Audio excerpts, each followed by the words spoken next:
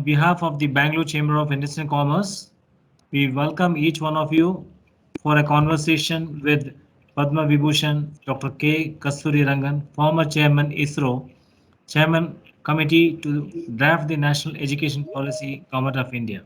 We welcome each one of you, sir. The agenda for today's session will be we'll have our welcome address by our President, Mr. T.R. Parshuram, and the President and whole-time Director of Toyota Industries Engine.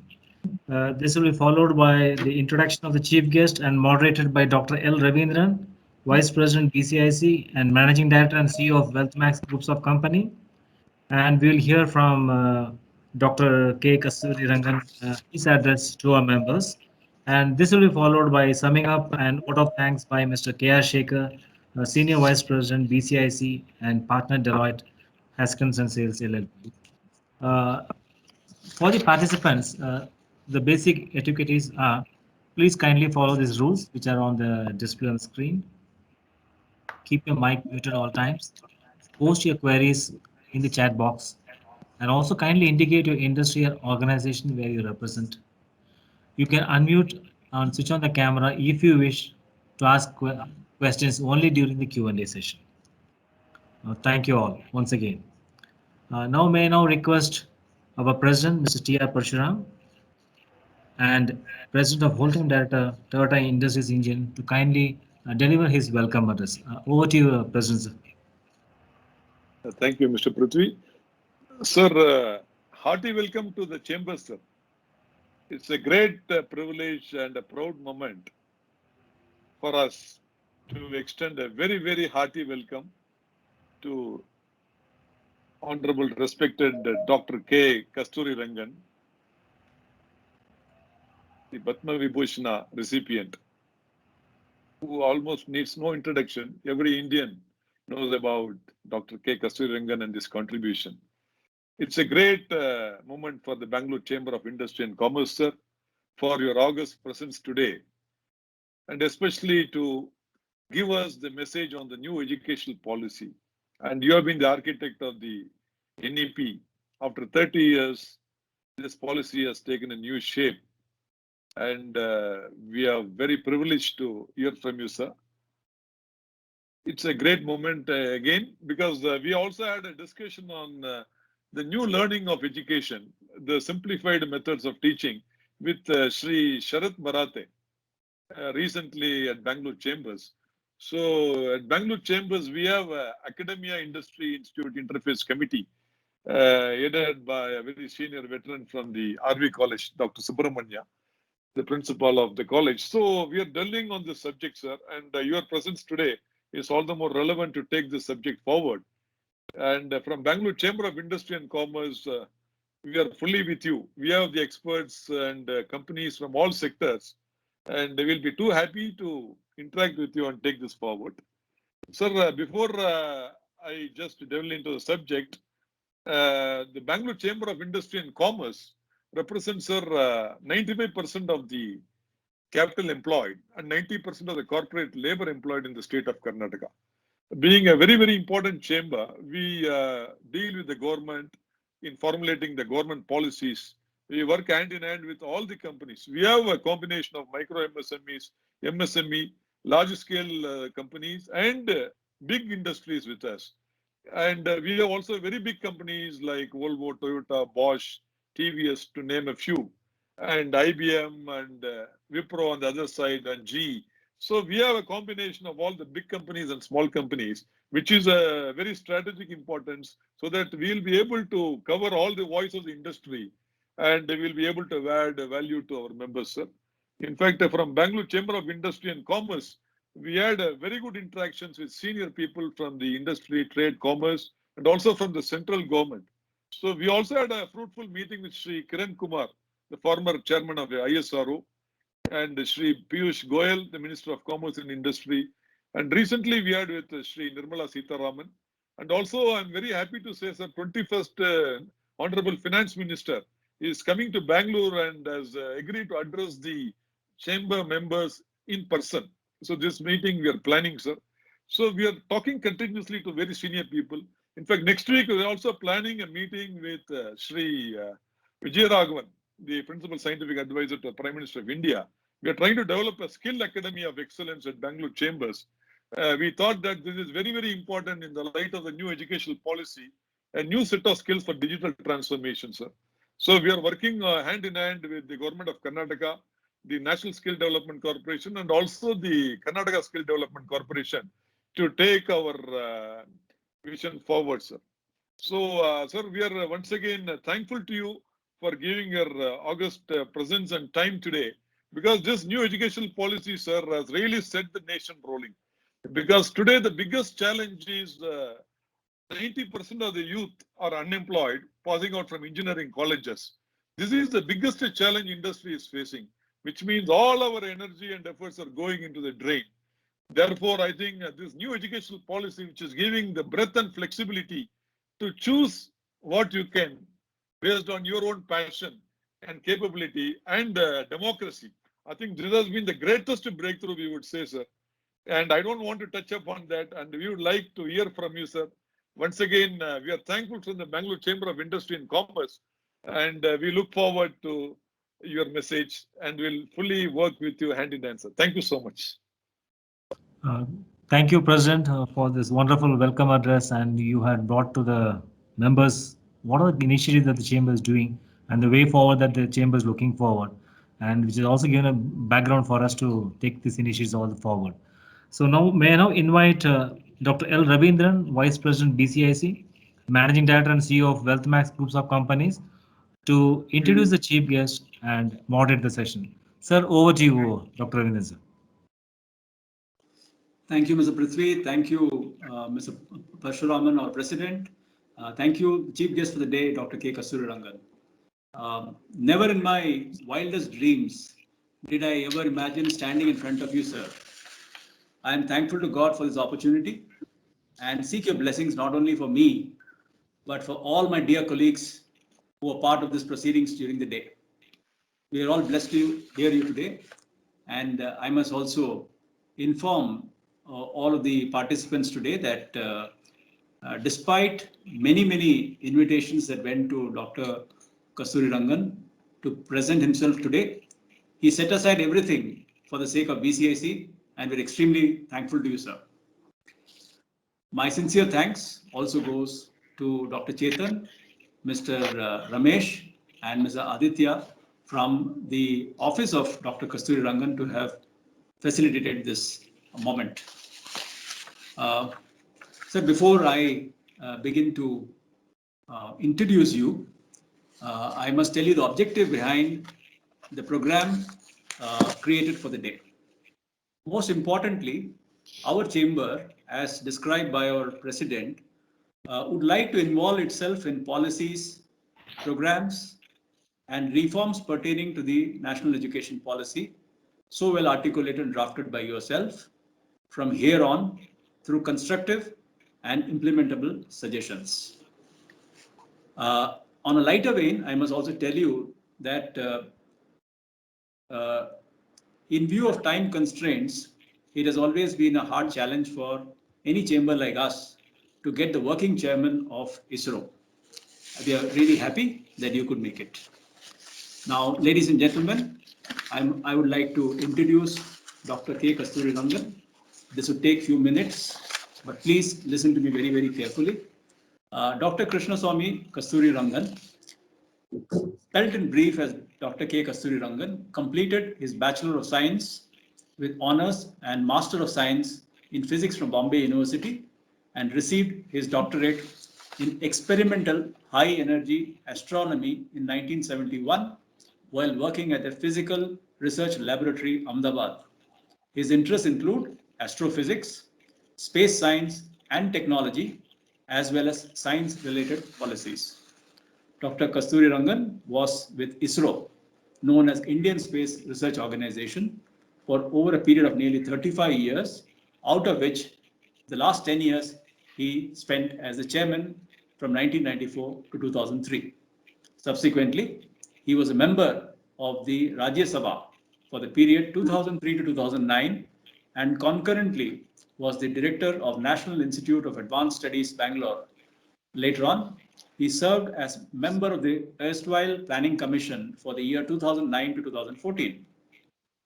Dr. Kasturi Rangan was also entrusted with the task of heading the Karnataka Knowledge Commission, known as Karnataka Jnana Ayoga, as its chairman for the years 2008 to 2012, and then again from 2013 to 2019.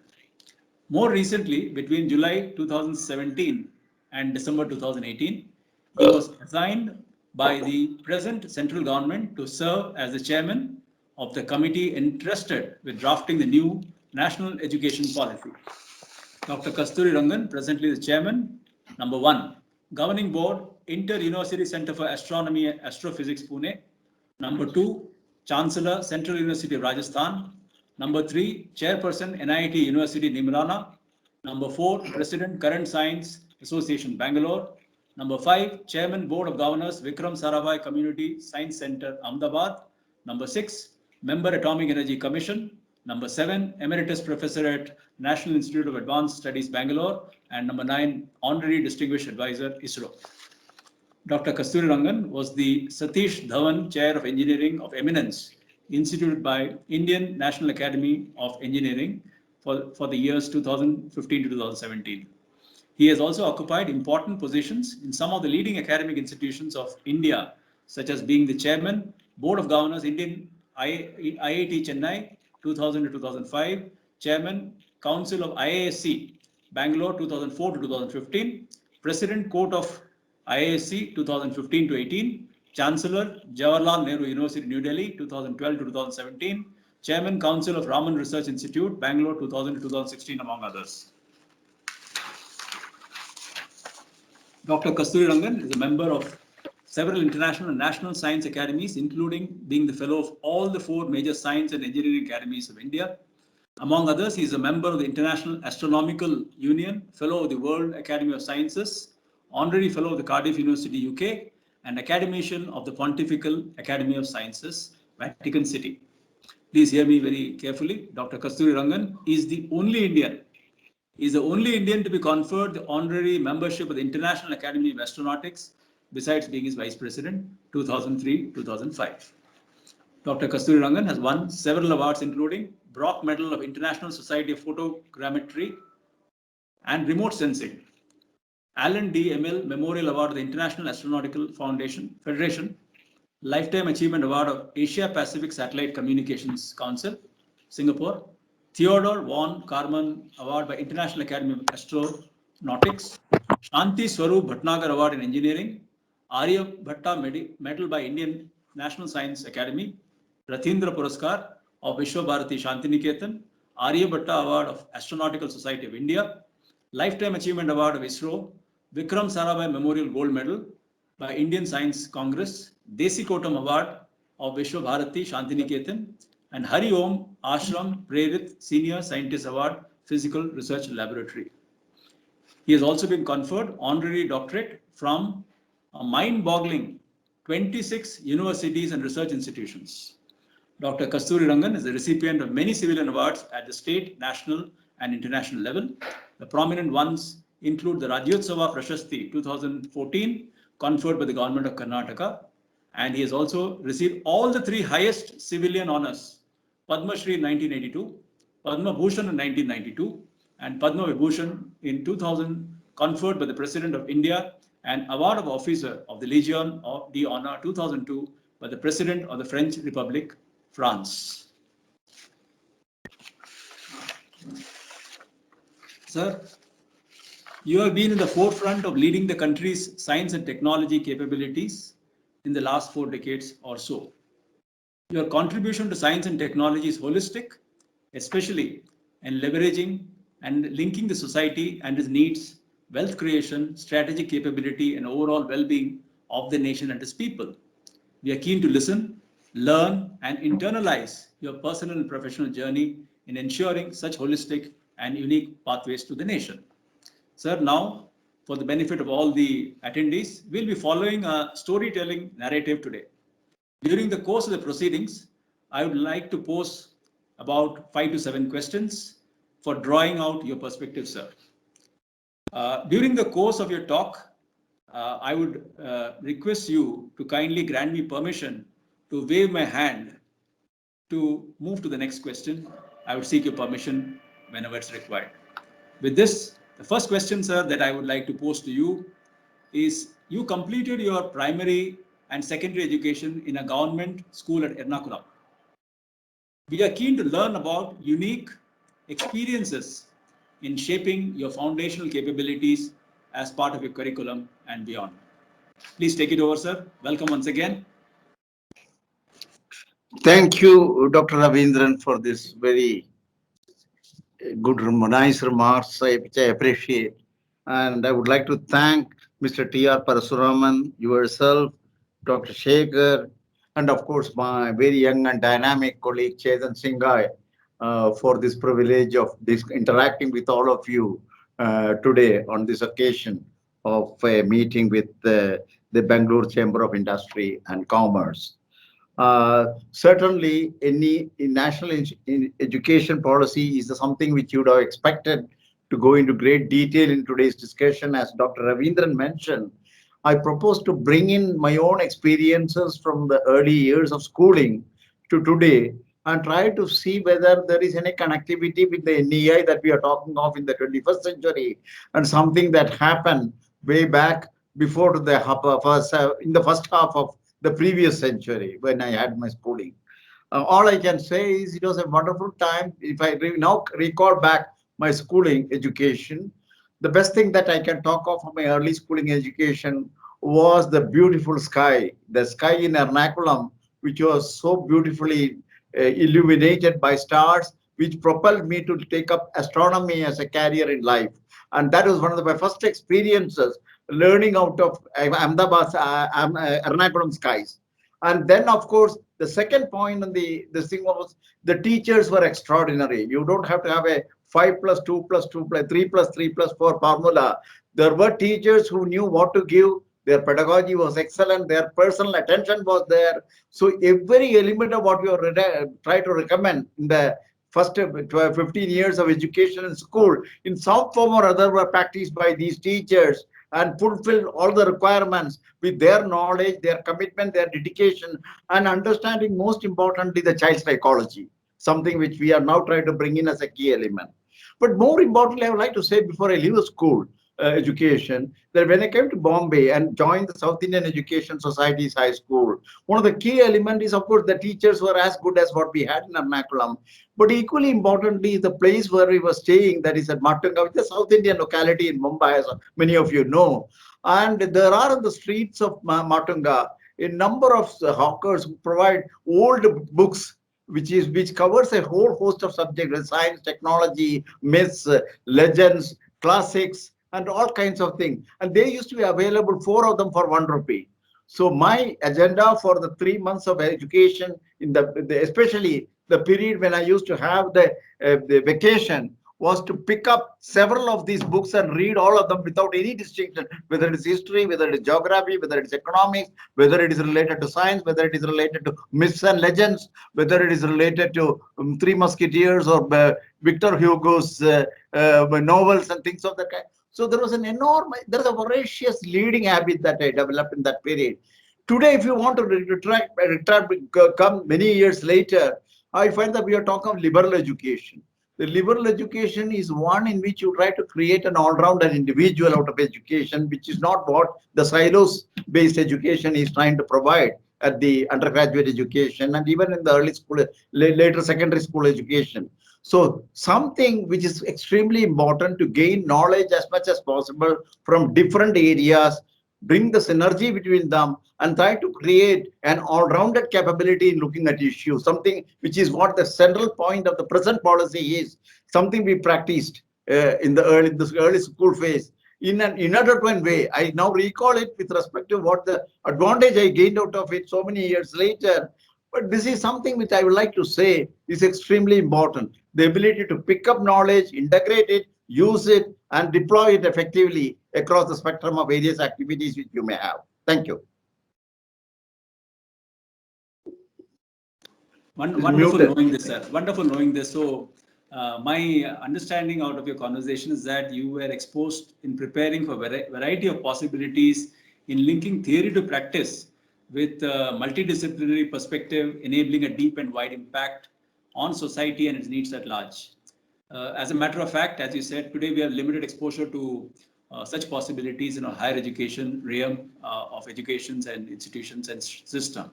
My next question to you, sir, is that your PhD in experimental high energy astronomy at Physical Research Laboratory, Ahmedabad, must have been a life-changing experience, considering that your work was inspired by scientific contributions of Nobel laureates, Professor S. Chandrasekhar and Professor Vikram Sarabhai's unique outlook for space research.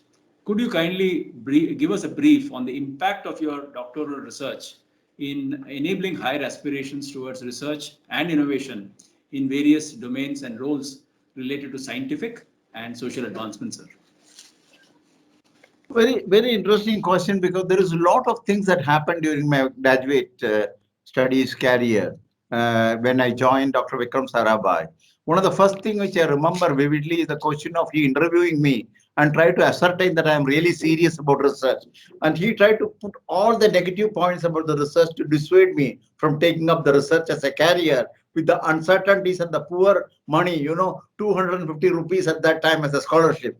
So he tried to say that in a bank you can get several times more. Why are you not going after MSc? Why are you trying to do this? So there were several such things, but I withstood all those kind of tests and made sure that he is convinced that I am genuinely interested in research. The second point he said is, I am not going to deploy you for experimental physics. I am not going to put you into theoretical physics where you sit in a table from morning to evening, use paper and pencil and keep it, so deriving equations, solve the equations and try to do conclusion. I don't want that. You have to wet your hands. You have to dirty your hands, if we want to say. So that is the second point. He said, so I did experimental work. Third, he assigned me an experiment to look at the X radiations coming from outer space, a very interesting cosmological problem. I was interested in astronomy all the time in my younger days, so it's a very good problem that he assigned it to me.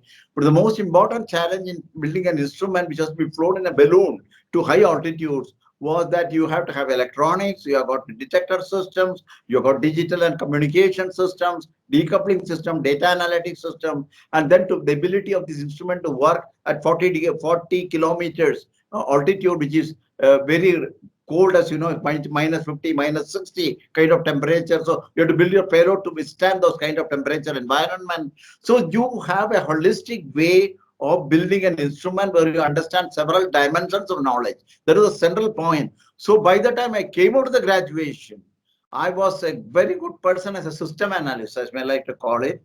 And then, of course, you had the physics, which had to be done anyhow.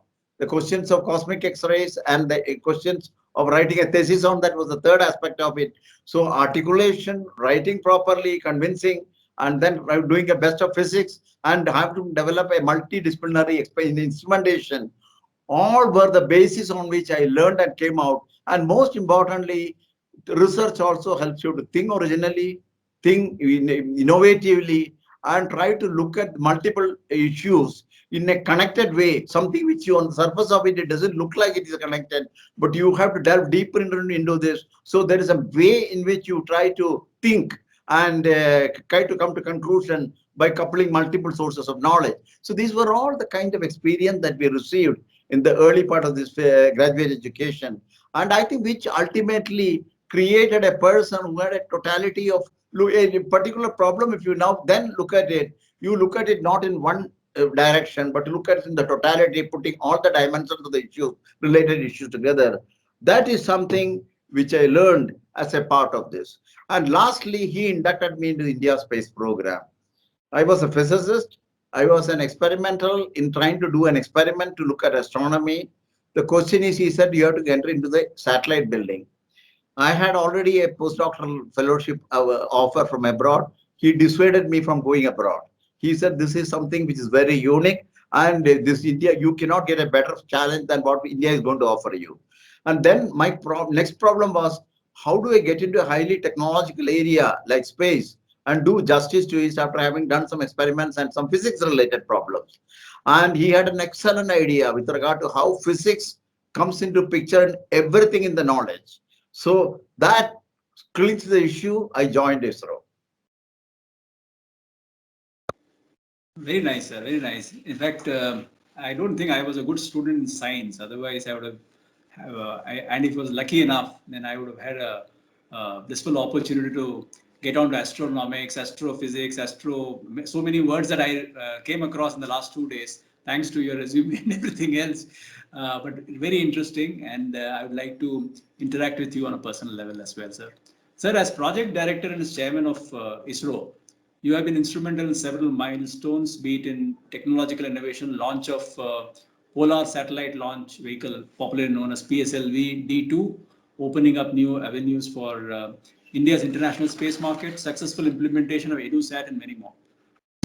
What are the key transformations at the personal and organizational level that you think has been instrumental in enabling such an ecosystem at ISRO and its mission-seeking national, regional, international accolades, including bilateral, multilateral cooperation, while building a robust social outlook into space and technology? The space program started with Dr. Vikram Sarabhai. He was an industrialist, he was a scientist, he was a visionary, and he was an institution builder. When you bring all these elements into one person's thinking, space was supposed to be unique simply because of the product of this interrelated thinking that he was capable of doing. So that is the first point I would like to make. He created the first levels of foundational activity of ISRO by bringing in unique systems of people, technologies, international collaboration, creating of the most appropriate infrastructure, and use technologies on a beg, borrow, or steal basis. The speed of time and speed was extremely essential for the space. So there is no question of a so-called indigenization and keep you slogging on it for day in and day out. And after 20 years, you realize that you're not got a technology what you're looking for. This was not the principles on which he built ISRO. So it was the first point I would like to say. So that was the founder. The second one, who was Satish Dhawan, who succeeded him, he was a real extraordinary intellect, but then he looked at orderliness in the system. So what was as creator did with respect to multiple ways in which the program can be progressed, he started bringing a certain level of order. So he created new systems to deal with using space among the stakeholders. And that is one of the key elements of the success of the India space program. You don't build a satellite and start looking for users. You are the users. We are outside ISRO to define the requirements, define the system, therefore, then define a mission, and then realize the mission at the ISRO level. So this is the whole chain in which the whole system works. So there is no question of an irrelevance of an activity in space which is not connected to the ground reality with respect to its application. So this is Satish Dhawan's creation of an institutional framework. He created what we call as a National Natural Resource Management System, the India INSAT Coordination Committee, Advisory Committee for Space Sciences, and most importantly, created also what is called the high power body called the Space Commission, which is chaired by the Department of Space Chairman, but it has in its membership Cabinet Secretary, Principal Secretary to the Prime Minister, Finance Secretary, and Member Planning Commission at that time, and 3 experts. You can imagine that the next level is only Prime Minister for this kind of a decision-making body. But that is the way in which the decision was eased in terms of the ability to take major decisions. So these were all the creation of Satish Dhawan. So after Satish Dhawan was he was a very dynamic person, a dynamic bundle of energy. If you call me, he wanted everything to be done, what should be done tomorrow to be done today. So he created a speed and momentum for this program, and also made sure that there are users are in place and consultation with the users goes on, and creation of institutional mechanism in the user end, stakeholder end, to make sure that the system is used. So these are the 3 people who set the tone for what the future of ISRO has to be. So I had the privilege of acquiring this system. I had my own ideas to it, but I think these 3 people really set the tone for the organization. And it is valued even today after nearly 50 years, and which essentially means the strength of the system. Of course, we are now going for more of privatization, changing the rules of the game with regard to how do we want to bring in more investments. But I think this is all ultimately an added thing. But the fundamental basis on which the ISRO was built by these 3 pioneers, I think, are the strength of the organization even today. Thank you, sir. You named 3 people who were a bundle of energy, but your energy levels and enthusiasm itself is infectious, I must confess. Sir, in 2003, you were nominated to the Rajya Sabha as member of the parliament. What was unique about the parliament that you found as a scientist, number one? Number two, could you please share your experience which you can consider to be unique for you and the nation? Yes, the first question you asked is what is unique about it? What is unique about this? I also felt the same question when I was offered this position. So I should say that I was not aware of what exactly I can do in places like Parliament. But then that was supposed to be the decision of the Prime Minister, then Prime Minister, which is Vajpayee. And what was done was that he said that your background, your experience in space, and even your earlier work and all that, add together to a certain level of capability in the country to look at a broader perspective of the country. And there is no reason why you cannot play a more significant role in a body which has got a legislative responsibility primarily, but which has got many other things to bring out as a discussion. So he persuaded me, and I was certainly very worried, and I was not even really sure whether I can do justice to this. But coming from Prime Minister, I had to accept that thing and finally decided. And it was a decision that was made virtually within 24 hours. I was the chairman of ISRO the previous day. Before 12 o'clock in the night, I had to give a resignation letter and then change over. Otherwise, there was an office of profit issue. And then ultimately joined the Rajya Sabha and became a member. Important things about Rajya, it's a highly legislative body, but I think people are extraordinary. There are 12 members who are nominated, who in a sense are the people who have done public services, are notable, which the government recognizes, and therefore they are invited to become members of the Rajya Sabha. So I was one among the 12 nominated members. Rest of them, of course, through the Legislative Council and other means they are selected. So the important thing about Rajya Sabha is being a house of elders. Certainly they debate problems much higher and much more intellectual level, and they are respected. And even among us, we 12 were given a special status in terms of what we wanted to say and how seriously the members, irrespective cutting across the party lines, they were willing to look at it. I had several jobs. Two of the important things that were there, besides participating in the debates in the Rajya Sabha, of which I would like to single. There are many areas in which I used to participate, but not in every area. My own colleague members in Rajya Sabha cautioned me not to get into certain areas and get into any of the debates. So I was scrupulously avoiding those kind of a thing. I debated on the areas like transportation, environment, science and technology, agriculture, and things of that kind, but never into the political systems, about many other things that come up for discussion. You know that better. So this kind of a thing. The second part of it is, so that was one thing. And one of the important thing I contributed was the nuclear the policy, NE 1, 2, 3, in which even though we nominated members get the last priority in terms of making a statement, which is about 7 minutes to 6 minutes is all we can speak. That particular time I was going with the Congress thing. Even though I was nominated by BJP, I decided to support the Congress in terms of supporting the deal. So the Congress people gave me a longer time. And 29 minutes I spoke. And I think it was quite persuasive and quite convincing. And it was across the party lines. So I think that is one of the things which I can say as a special point with regard to what a nominated member can play a role. Being prepared to be non-partisan, but at the same time trying to bring out issues which is convincing to the members. The other point, of course, is to be a member of the standing committee, so look at reviews. So there is a more animated debate, more exhaustive debate, because it is within a closed set of people, MPs, who discuss the questions of policies, directions, and things of that kind. And third thing is the MP lad. They give free more than 1 crore or 2 rupees every year to spend it in special constituencies, whereas other members have to go to their constituency and spend it. We nominated members could spend it anywhere in India. So there is a lot of things you can do with respect to supporting hospitals, supporting schools, and many other kinds of things. So, but spending is to be done in the governmental way. Luckily, I got a good IAS officer who was willing to do this responsibility for me.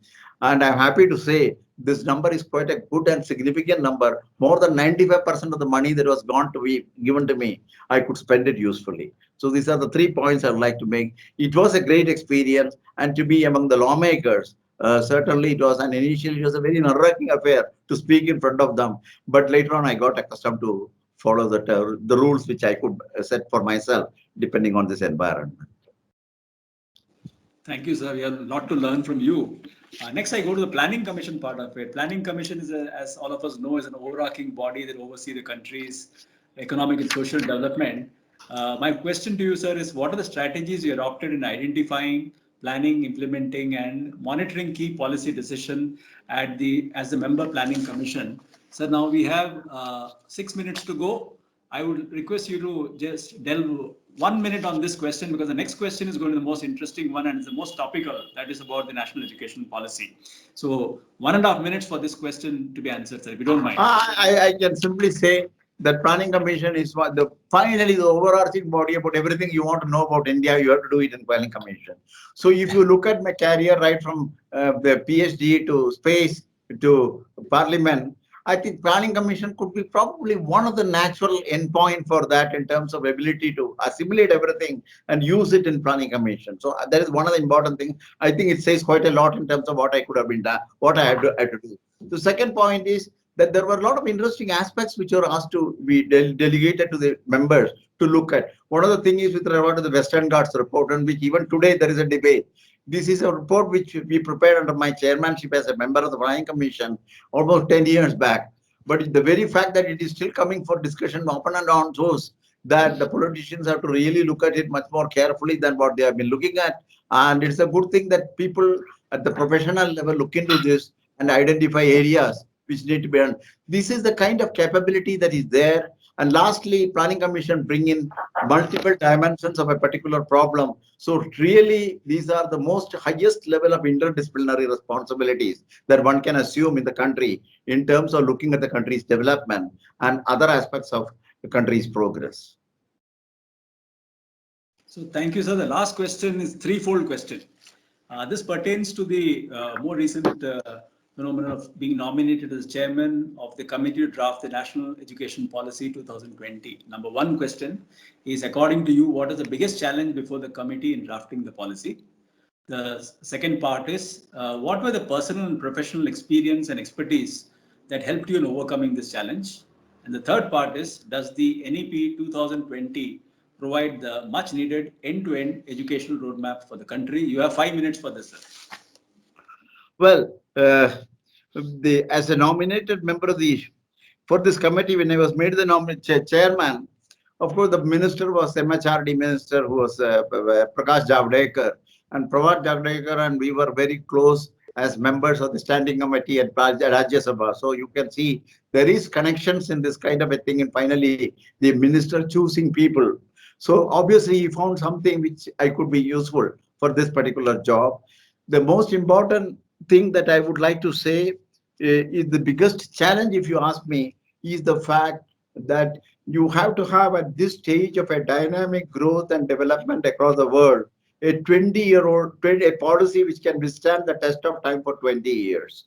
So you have to really, the second, you have to identify the maladies in the education system currently and what are we going to do about it.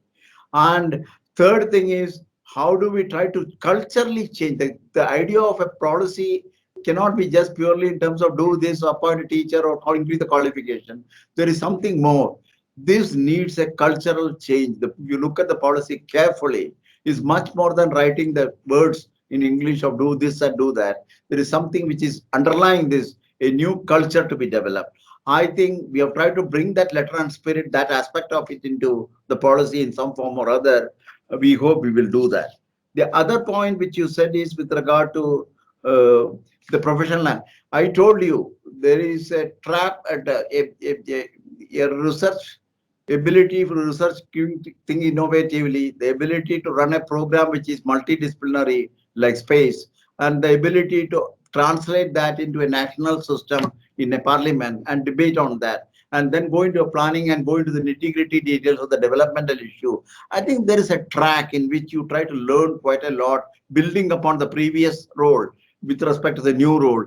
The central point here is to assimilate what you have learned into a new role, adopt it in the new role, understand therefore the new role correctly. So that was the challenge, and which I could do because of the earlier experiences. Whether that itself is a mandatory for this kind of a job is a questionable thing. That is different. But for me, it was a useful way to deal with the new education policy.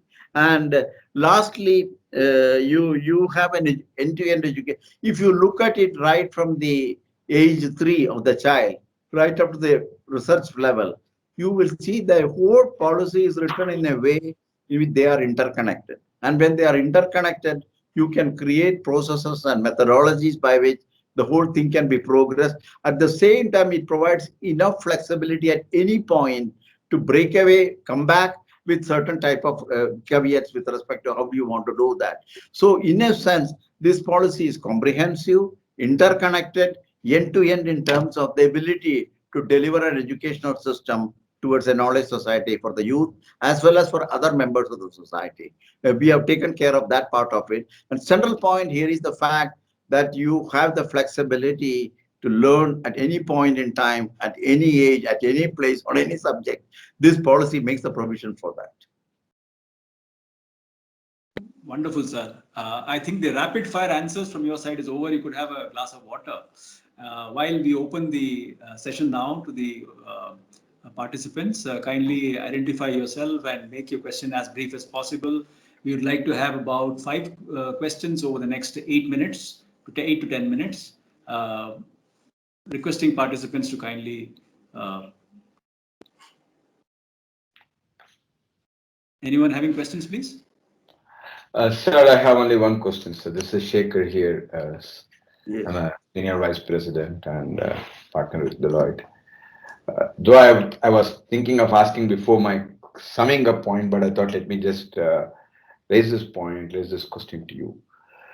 Sir, this is on the ISRO mission. I just wanted to check with it. I am not a science graduate. I have no knowledge about science except I'm a mundane chartered accountant specializing in taxation as a subject. But having said that, sir, the ISRO as an organization has grown leaps and bounds. And that's one of the few governmental organizations that has grown phenomenally, phenomenal. And today we are competing with some of the well-developed countries in the form of in satellites and the research. It's phenomenal. Though you have explained that it was led by 3 visionaries and then subsequently followed by great leaders like you, what exactly that marked the difference of ISRO from other governmental organizations, number 1? And 2, today ISRO is considered as a top-notch, I would say next to NASA. If you take some of the Indians coming from NASA to ISRO, ISRO can beat NASA. But today people have always rated ISRO as close as to NASA. What is the reason for creating such a world-class organization, though it's a government organization, sir? Of course, it was led by a great vision. I just want to understand from you 2 or 3 critical points, because in India, we need to create every organization, global organization. I just want to understand from you, sir. You know, I mentioned about the fact that the stakeholders are the final decision makers of what ISRO should be doing. ISRO does the technology. The technology comes because you know the world trend. For a particular objective, this is what the technology is. So you learn to do the technology. Where you don't have the technology or it's so advanced, see whether you can get it still from the friendly sources, which we have been very successful. So I said indigenization and self-reliance. These 2 words are very carefully applied in ISRO. They are not done with the idea of that you are so much fad for research. And so unless you succeed in research, India will not have the technology. That doesn't come at all into ISRO's picture. Your planning folds into fact. What is the level of your technology? From where can you take off and where you need to take technology from outside? So that is number 1. That's why it fructifies as a system. The second point is this fructified system has an end user. The end user is not ISRO. We don't design system, we don't build system, and we don't use the system. Somebody uses the system, somebody defines the system, somebody uses the system. Therefore, you have a system which is available, and it is these stakeholders who will certify whether your satellite is working as per their requirement or not. So there is an accountability and transparency that comes not because of your statement or auditing of what is going on inside your organization, but with the external system. These principles are very rigorously applied in the management of ISRO. And of course, internally, this translates into accountability at every level. The structure of ISRO's management, which I can give another lecture separately, will clearly tell you how the accountability is built from several low-level things. Because you people are much more familiar with this because of your own day-to-day requirement of those kind of accountability. But this is something which is built into the ISRO system.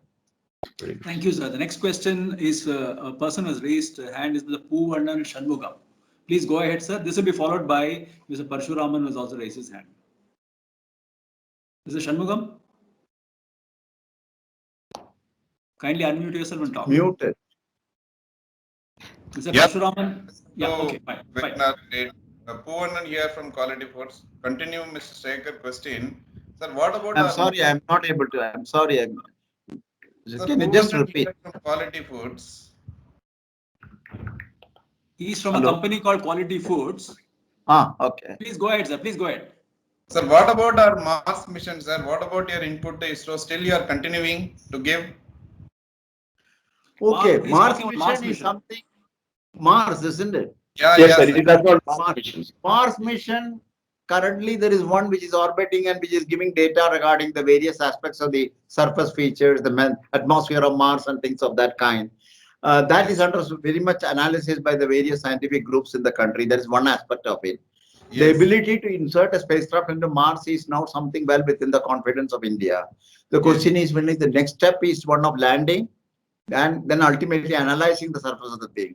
The central point about Mars is there's 2 points. One is our ability to scale down certain aspects of observation so that they can be applicable to understand better the phenomena on the Earth, including the meteorology. This is one aspect. The second is there really life on the Mars, even in the most primitive forms? This is said to be established. So you need on actual landing and analysis of the Mars samples. So you need Mars sampling. These are the 2 directions in which ultimately the Mars research will proceed.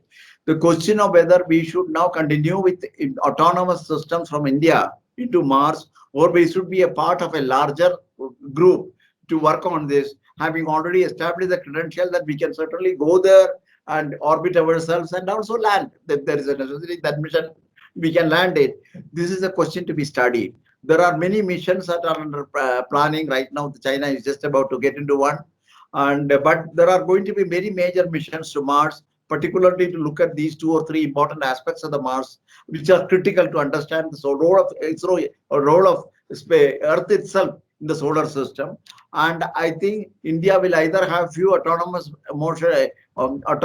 missions to do this, or be a part of an international thing, or both. This is something which is under study. So right now, nothing is clear as to how we want to proceed with respect to Mars.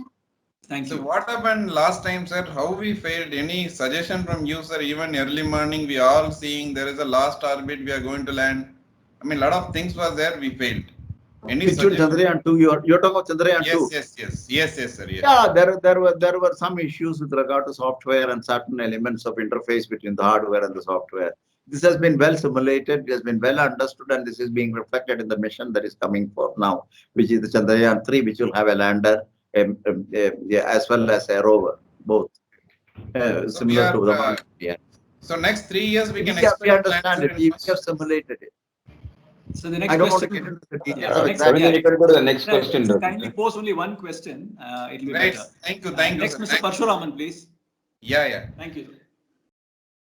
Sir, my question is on the new educational policy. It has been a real breakthrough for the nation, which will really make the nation the knowledge power of the world.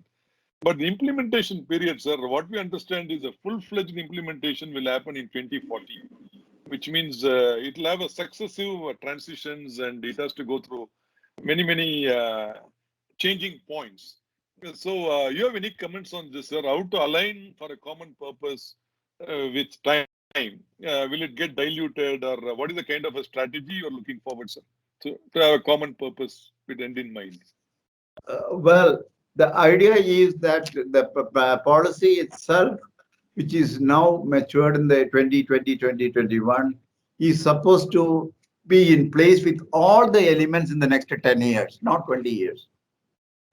But having placed all the elements in the next 10 years and make it operate, and any of this kind of system which is spread over a period, it goes through an initial slow pickup, then does an acceleration, goes through a peak, and then tapers off, and the last few things happen in the 10th year or 9th year, that kind of. So there is a way in which the curve which is there, which is not very different from the expenditure curve of a 5-year plan and things of that kind. So that is the principle on which it will evolve. the question of how this is going to evolve and how institutions will adopt to the new system has got two or three very important things, which is one is the question of how much of resource we need to put from the public funding. I do find that a lot of private investors are interested in educational institutions. Now, there are many of them are coming up. Some of them are going to be research universities. It's not just ordinary colleges, research universities. And then there are also interest with regard to changing the structure of the private institutions. There is already there. The advantage why I'm telling is, whereas there could be delays in the way in which the central systems and the public funded systems may have because of the kind of funding, kind of infrastructure, type of manpower that you need to locate, and the easy way in which this can be done, compared to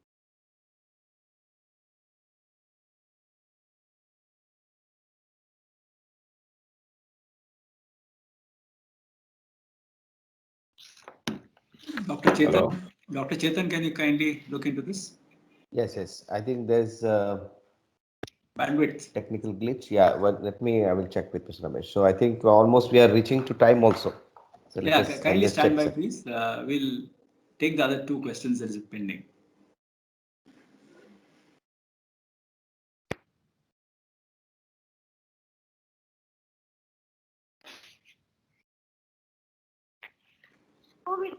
So when sir comes back, please continue where he had stopped when you Yes, get him yes, back. yes, Thanks. yes. Requesting everyone to kindly stand by, please, for a minute more.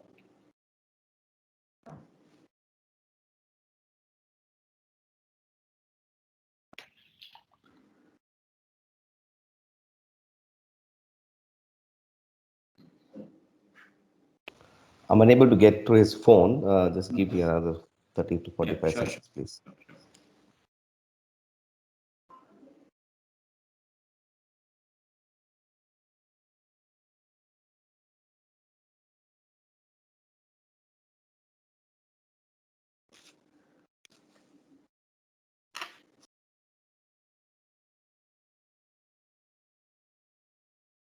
Yeah, I've spoken to Mr. Ramesh. He's joining, sir, now.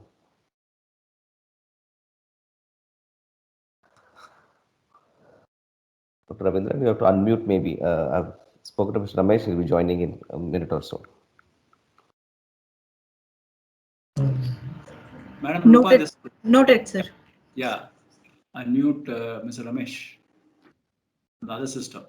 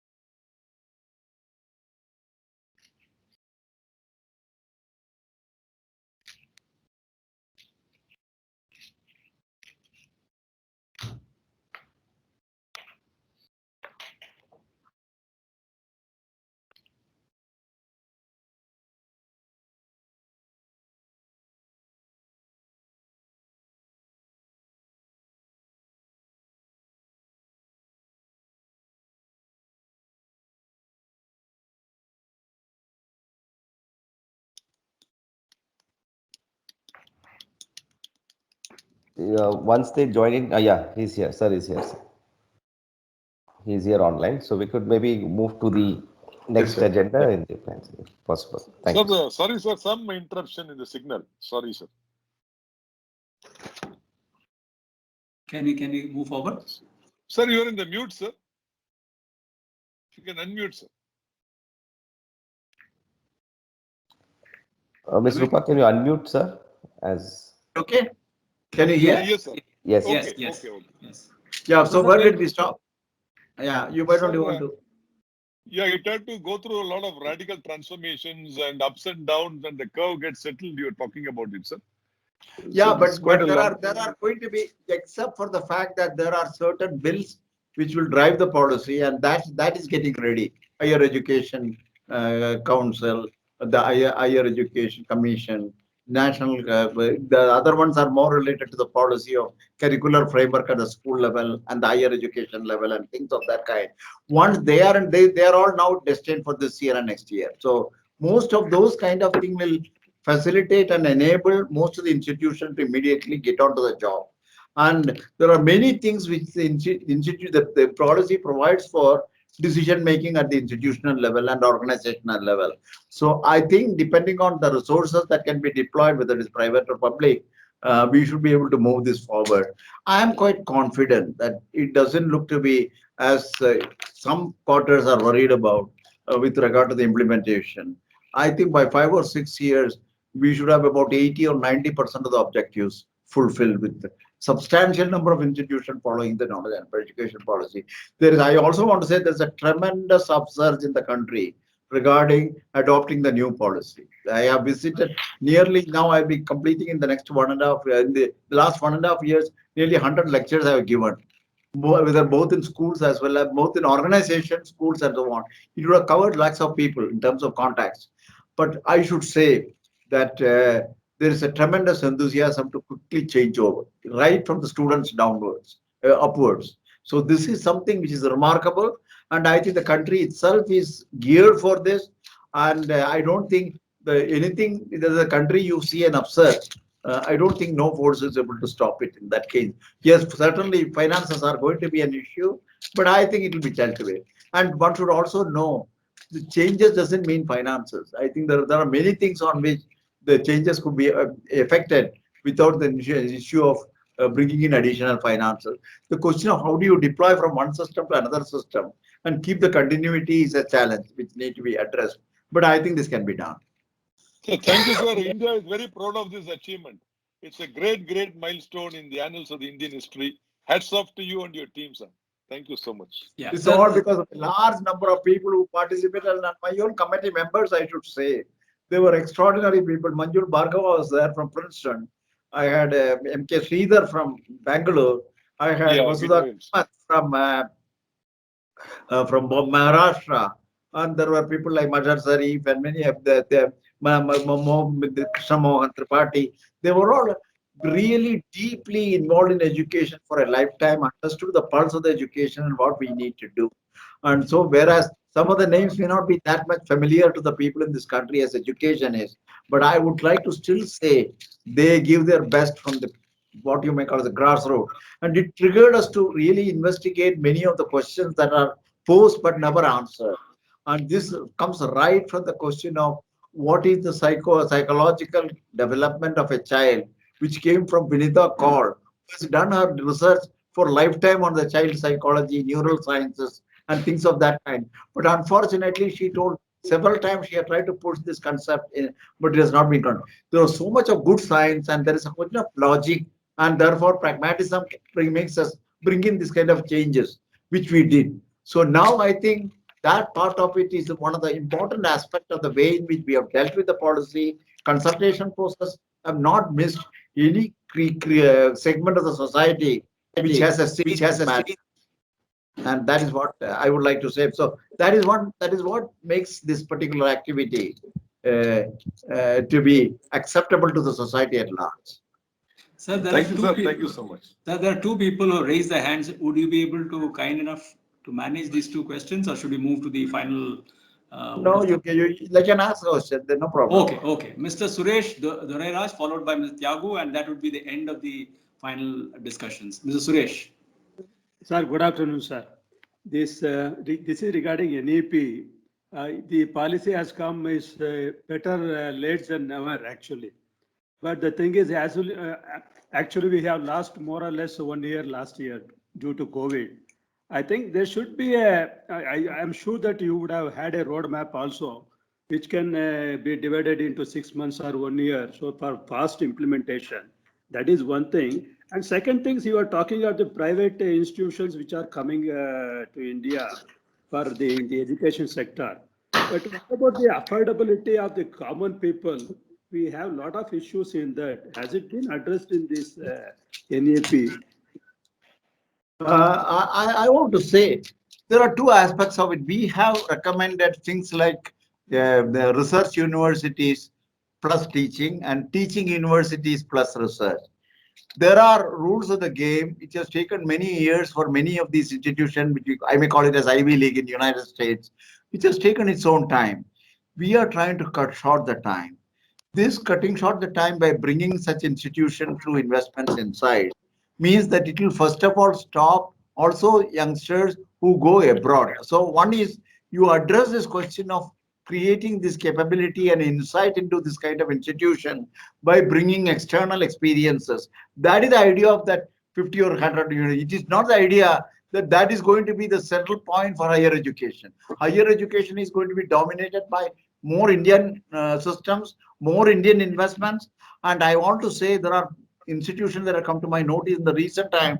We're going to put as much as what America puts into institutions, and they are all going to be quite sensitive to the social issues, the privilege issue of the various strata of the society, and the way in which this can be addressed to make sure that these Ivy League institution like systems in this country becomes an affordable exercise for these lower strata of the segment of society. This has been debated and there are solutions available. The question is the ability to get the banking arrangements, the question of getting initial loans and things of that kind. But they're all falling in place. It's not all that bad in terms of the willingness. So I think the rules of the games are being set. I don't think this will become an issue. Next question, Mr. Tyagu. Last question, Mr. Tyagu. Yes, thank you, Doctor. Good evening, Doctor. I think what you have done is a very commendable and excellent position for us. I'm speaking in regards to both education and industry. Being a past president of the chamber, and then I'm from the Sona group of colleges, Sona College and Tyagaraja Polytechnic College in Salem, Doctor. We've been in education for a while, from 1950s, and what is the immediate challenge for us is that though this is a great stage forward, how do we pan this out? Because we have an engineering college, we have a diploma college, and we have a BCom and BSc college. So eventually, it's all going to be one college or one semi-university which is going to be taking shape. So each of these three of them are in different boards. Some of them are in the local Anna University, and some of them are in the Periyar University and things like that. So that is one aspect, because this is going to be, taking maybe 5 to 7 years, and each batch which comes in would be, under a certain kind of a guideline, under a certain university. And just for example, the MCA program, which was 3 years, which was brought into 2 years, that itself had a lot of issues where everyone wanted it to be 2 years, but the Anna University came back and said, no, it has to be a 3-year program because if you don't have mathematics. So what I'm trying to say is, will this everyone will follow in line, or will there have to be some kind of major changes which would be required in the long run? Because we're talking about a 10-year period, I think, if you can just touch upon that. Yes, I think there is a time frame in which the transition has to take place. There are 3 classes of higher educational institutions that we have defined in the policy. Most of the institutions have to fall within this classes of thing. The one which is the research university with teaching. The second is a teaching university with research, and then degree giving autonomous colleges. Most of the things could fit into the degree giving autonomous colleges, because that is something which we want to establish in every district. The higher education should be accessible to different types of geographies. We have made sure. Now, how do you want to make it? There is a National Accreditation Council is going to be a part of the overall regulatory system.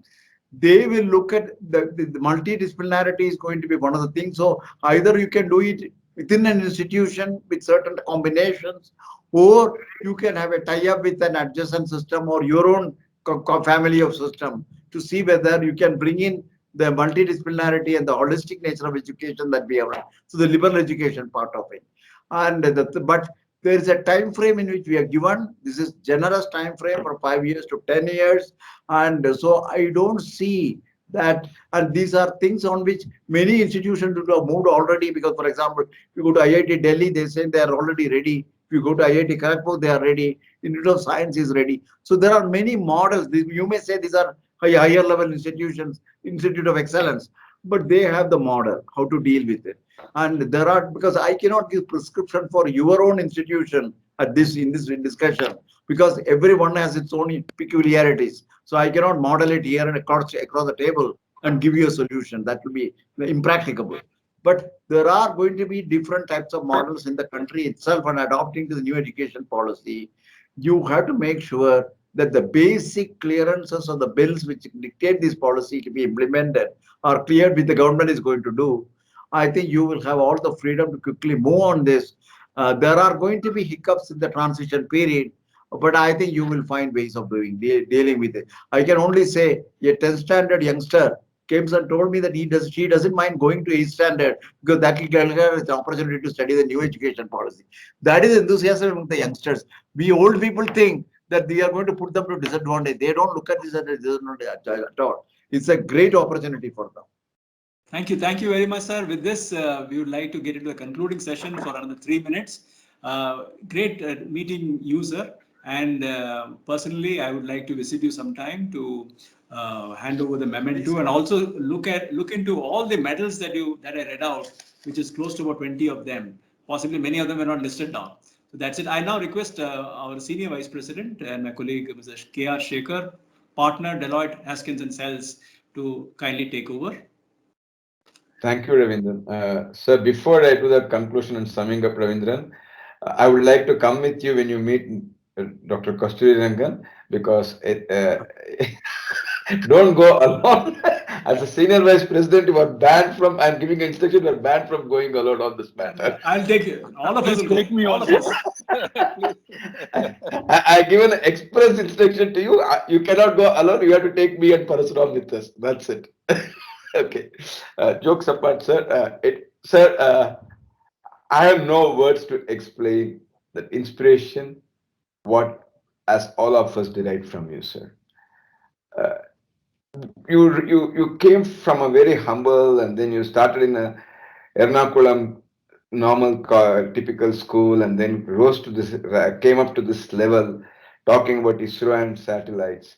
I think it is a great lesson for all the young generation students, because as a father, I put my son in all the best of the convent schools and the best of the schools. But what you have achieved in your life is amazing. And I urge you to write your autobiography, sir, because if you prefer, I don't mind in assisting you in writing your autobiography at pro bono level, sir, because it is a great service to the next generation, which we are doing it for, sir. Because a lot of people may not know the efforts what has come, because it's just not an individual who's success. It is a country that has become successful due to you. Be it ISRO, be it National Education Policy, be it Planning Commission. People always believe contributing to the country is something like getting into the positions or getting into the power. It is not the position or the power. It is a question of the mind, and that is what you have proven, and that is what you have shown it to us. If you have a mind of right type to contribute to the country and the society, you can do that. And that is what the biggest key takeaway, that as a professional and as a person, I take it from that. And for this reason only, sir, I urge you to write your autobiography, and I will be personally assisting with you on that, sir. I'm very keen about that. Sir, you talked about building an organization like ISRO. I stay behind ISRO in Bangalore. I always envy how an organization is created like this. Because today we talk about innovation like phones and laptops and mobiles and the computers. Those days in 70s and 80s, nobody knows what is a computer. Nobody knows what is a technology. But organization was created only on technology and technology mission, building up a satellites. Yes, government was very eager, government was supported it, but unless there is a mind and the will, it cannot be done. You have proved it. Not only you, your predecessors also proved. And I always believe, sir, when you are working under some of the visionaries, you also get that vision. You are great to have worked under scientists like Vikram Sarabhai and other great intellectual giants. And definitely that has, I have not said that has helped you, that has proved your qualities beyond anything else, and we also created a great organization. A hats off to you personally, professionally, and I just you are very senior to us. I don't mind bowing my head before you. It is being a technology side. I just bow my head before you on behalf of BCSC, sir. And answered. You talked about the planning commission. The words what you said is absolutely great. What you learned in the earlier position, assimilated in the earlier position, implement in the next position. Absolutely a great line for every one of us, because we all believe that what you have learned, you have to continue to do that. You can't change your other roles and do that. You have proved you are a scientific advisor, ISRO, Rajya Sabha MP, Planning Commission, National Education Policy Chairman. Everything across it. And what you have said in one line, whatever you have learned, assimilation that learning and take it in another level. Absolutely great. And that's another important, I would not say takeaway, a moral which all of us should follow it up in our day-to-day life. That's what I would say. And you talked about the national education policy, the challenges and how you overcame that.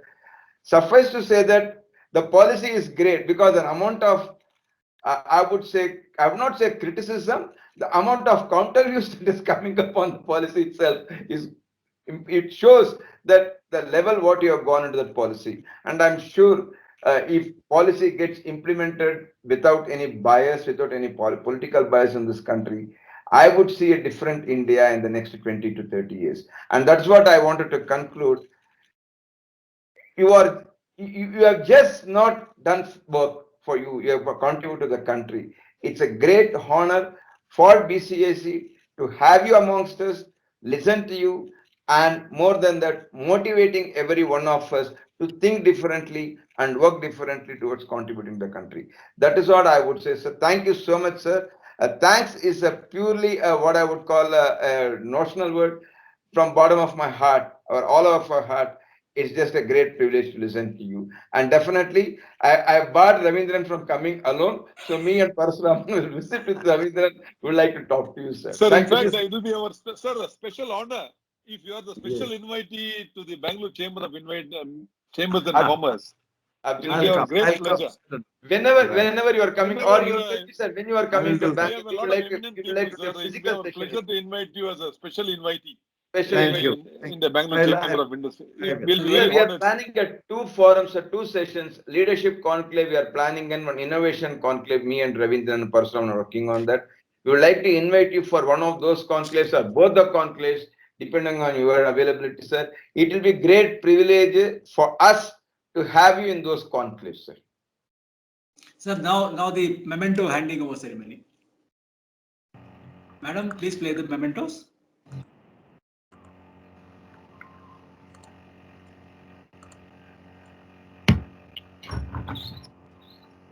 Oh, that's very nice.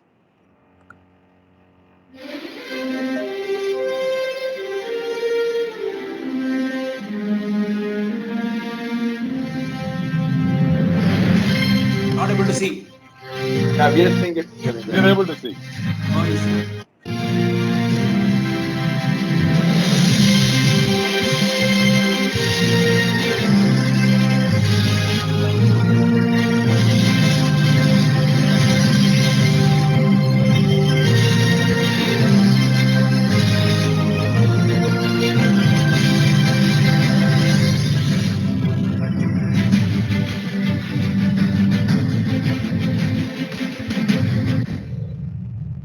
Yeah, can you kindly show the physical memento that will be delivered to sir, and along with me the entourage is going to come. So kindly show the physical memento that will be handed over, please.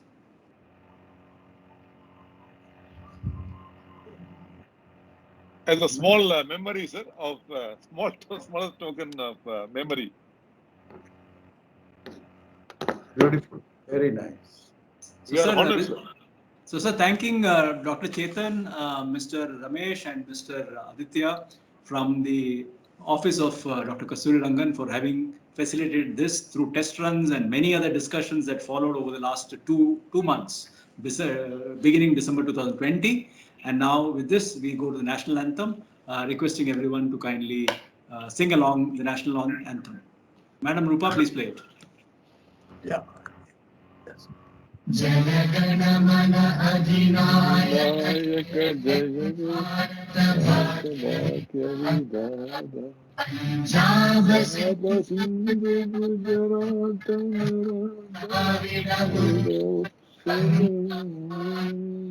Vindhya Himachal Himachal Yamuna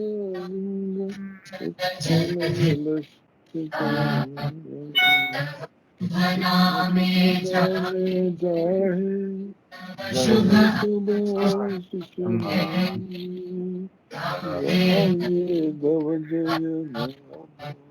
जनगण जन मंगलदायक जय हे भारत भाग्य विधाता जय जय जय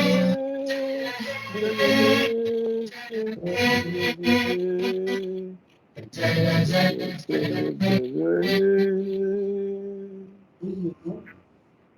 Thank you, Dr. Sir, and thank you everybody for having Parasuram, would you like to Thank you, take a sir. photograph? Parasuram? Thank you. Parasuram, can you take one photograph? Sure. Sir, we'll take can one you take a snap, photo, sir, sir? if you don't mind. Okay. Sorry, Is sir. it okay to have like Yes, this? sir. Yeah, Yes, that'll be great. That'll definitely. be great.